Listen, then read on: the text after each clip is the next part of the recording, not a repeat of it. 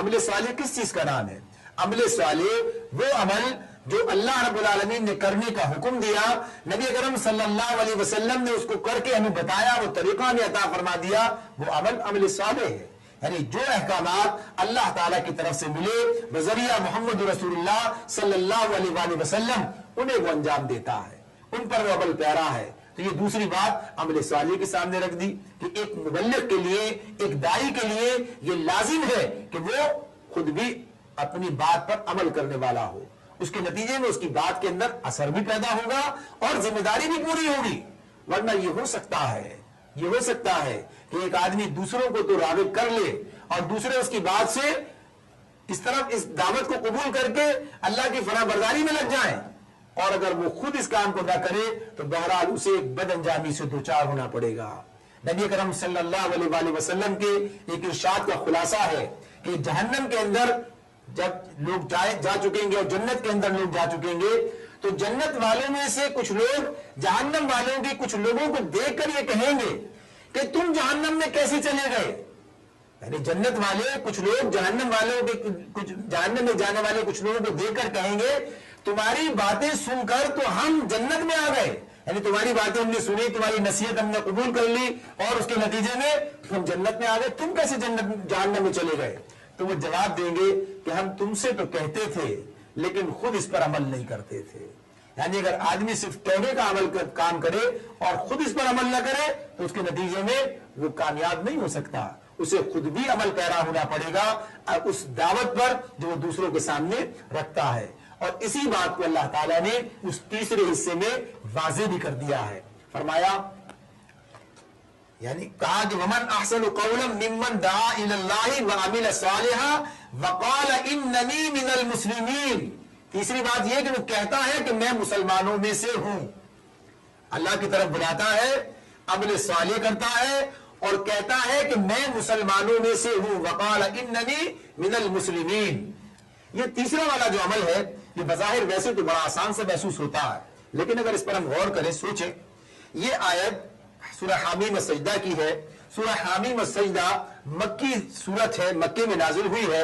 اس ماحول کے اندر نازل ہوئی ہے جب اپنے آپ کو مسلمان کہنا ایک بڑا جان جوکھوں کا کام تھا۔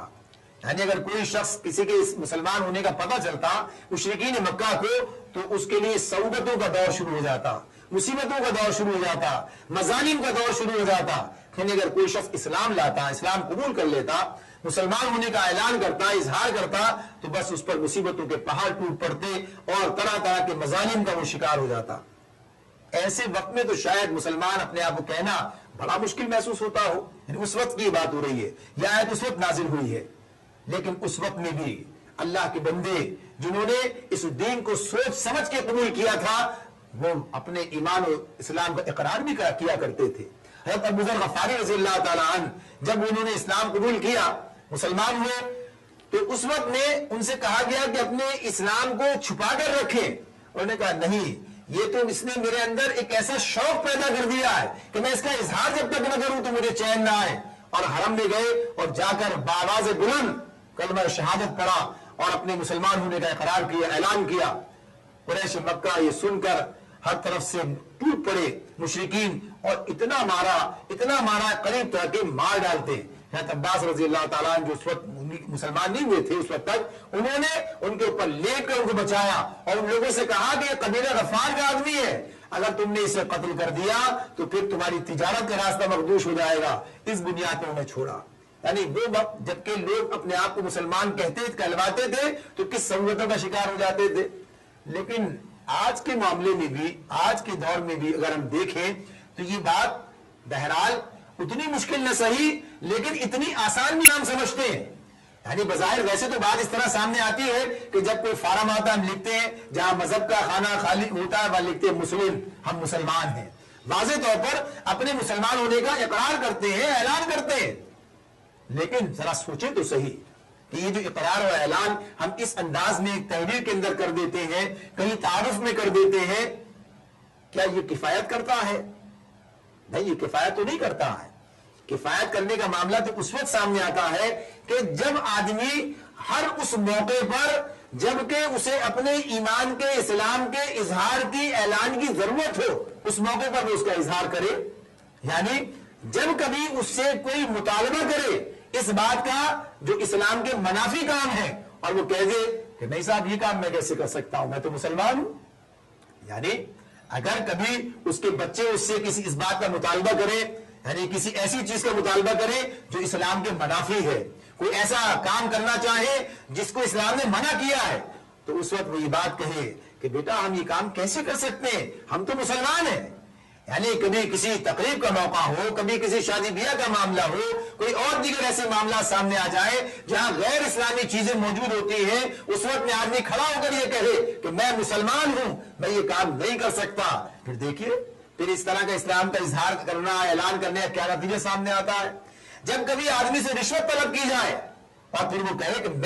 میں رشوت کیسے دے سکتا ہوں، میں تو مسلمان ہوں، میں تو رشوت نہیں دے سکتا، یہ کیسے کام ہو سکتا ہے۔ جب کبھی اسے جھوٹ بولنے کے لیے کہا جائے، جب کبھی اسے کسی غلط کام کے لیے مجبور کیا جائے اور وہ اس وقت اعلان کر دے، اقرار کر دے اور وہ کہے کہ میں یہ کام کیسے کر سکتا ہوں، میں تو مسلمان ہوں، یعنی اپنے اسلام کا اظہار اس موقع پر کرنا، اس موقع پر اپنے اسلام کا اقرار کرنا، اعلان کرنا، میں یہ کام کیسے کر سکتا ہوں، میں تو مسلمان ہوں۔ کہیں آپ بیٹھے ہیں، 4 آدمی ہیں اور وہاں کسی کی غیبت شروع ہو جاتی ہے، اس موقع پر ہم یہ بات کہیں ہم یہ کام کیسے کر سکتے ہیں، ہمیں یہ کام کیسے زیب دیتا ہے، ہم تو مسلمان ہیں، ہمیں یہ کام نہیں کرنا ہے۔ یعنی جب اس طرح سے آدمی جگہ بہ جگہ، موقع بہ موقع اپنے اسلام کا اعلان کرے اور ہر برے کام کے سے جو ہے طالب ہو جائے، پیچھے ہٹ جائے اور ہر کسی ایسے مطالبے پر وہ یہ بات کہے کہ میں تو مسلمان ہوں، پھر اسے پتا چلے گا کہ اپنے اس اسلام کے اظہار کے بعد اسے کتنی مشکلات کا سامنا کرنا پڑتا ہے۔ یعنی آج کی دنیا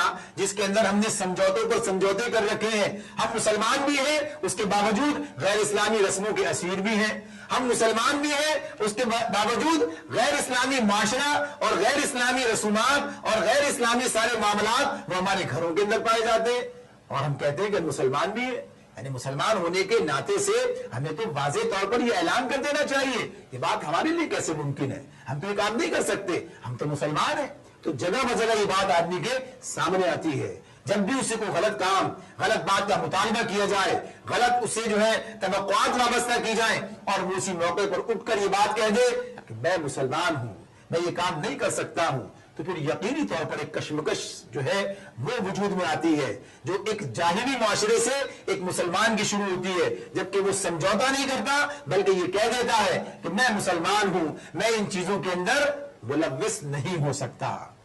پھر وہ حقیقی صورتحال سامنے آتی ہے، پھر وہ کیفیت آدمی کے سامنے آتی ہے کہ جس وقت میں اننی من المسلمین کہنے کا صحیح لطف سے آتا ہے، اور پھر پتا چلتا ہے کہ واقعی یہ وہ آدمی ہے کہ جس نے اپنے آپ کو اپنے رب کے سپرد کر دیا ہے۔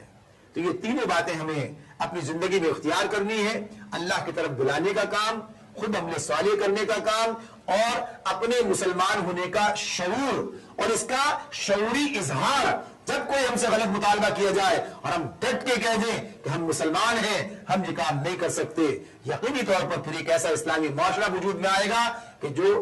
انہوں نے اولا کی یاد تازہ کر دے گا۔ اللہ تعالی ہمیں سمجھنے اور عمل کرنے کی توفیق عطا فرمائے۔ وآخر دعوانا ان الحمد للہ رب العالمین۔